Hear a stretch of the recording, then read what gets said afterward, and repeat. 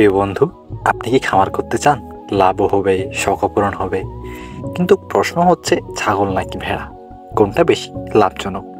আজকের ভিডিওতে আপনি পাবেন বাস্তব অভিজ্ঞতা এবং সঠিক সিদ্ধান্ত নেওয়ার জন্য সুন্দর একটা গাইডলাইন। ছাগল আর ভেড়া দুটোই বাংলাদেশের জনপ্রিয় গবাদি পশু। গ্রাম অঞ্চলে ছাগলকে ডাকা হয় গরিবের গরু নামে, আবার ভেড়া হচ্ছে এমন এক পশু যা খুব কম খরচে পালন করা যায়। তাহলে প্রশ্ন হচ্ছে, আপনি কোনটা বেছে নেবেন? আমরা যদি লাভ ও ক্ষতির তুলনা করি, একটা দেশি ছাগল বছরে গড়ে 2বার বাচ্চা দেয়, প্রতিবারে 1 থেকে 3টি করে বাচ্চা। আবার ভেড়াও বছরে 2বার বাচ্চা দেয়, তবে সংখ্যায় কিছুটা কম। তবে ছাগলের দাম একটু বেশি। একটা পূর্ণবয়স্ক ছাগল বিক্রি হয় 8 থেকে 12,000 টাকায়, আর ভেড়া বিক্রি হয় 6 থেকে 10,000 টাকায়। কিন্তু ভেড়ার মাংসের চাহিদা গ্রামগঞ্জে খুব বেশি, বিশেষ করে কুরবানির সময়। এখন যদি আমরা ভেড়ার খাবার এবং যত্নের কথা তুলনা করি, ছাগল একটু খুঁতখুঁতে, খাবারে বাদ বিচার করে, তবে ভেড়া অনেক সহজ, ঘাস ফেলেই খুশি। শুকনো এলাকায় দিব্যি বিষ থাকতে পারে। ছাগলের রোগবালাই একটু বেশি, তাই চিকিৎসা খরচ একটু বেশিও হতে পারে। আবার ভেড়া তুলনামূলকভাবে রোগ প্রতিরোধে সক্ষম।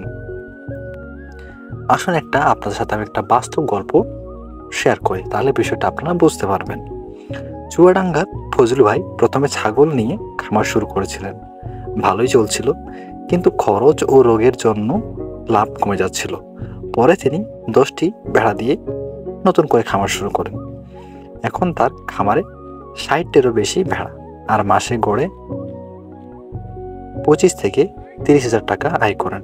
অন্যদিকে রাজশাহীর হাসান ভাই ছাগলের উপর আস্থা রেখেছেন, কারণ শহরে ছাগলের মাংসের চাহিদা বেশি। তিনি দুধ উৎপাদন করছেন ছাগলের কাছ থেকে। এখন যদি আমরা সিদ্ধান্ত নিতে চাই কোনটা নিব, তাহলে আপনি কি করবেন? যদি আপনার খামারের জায়গা কম হয় ও যত্ন নেওয়ার জন্য আলাদা লোক না থাকে, তাহলে ভেড়া পালন ভালো।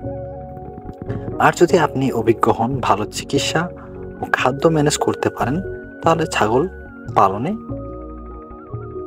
আপনাকে বেশি লাভ দিবে। কুরবানির বাজার ধরতে চাইলে ভেড়া ও ছাগল দুটোই দারুণ সুযোগ, এবং দুটোই আপনি পালন করতে পারেন। আপনার মতে কোনটা লাভজনক, ছাগল না ভেড়া? নিচে কমেন্টে জানাতে ভুলবেন না। ভিডিও ভালো লাগলে লাইক দিন, বন্ধুদের সাথে শেয়ার করুন, আর খামার বিষয়ক আরো বাস্তব অভিজ্ঞতা পেতে সাবস্ক্রাইব করুন আমাদের এই ছোট্ট চ্যানেলটি। ভালো থাকবেন, ধন্যবাদ।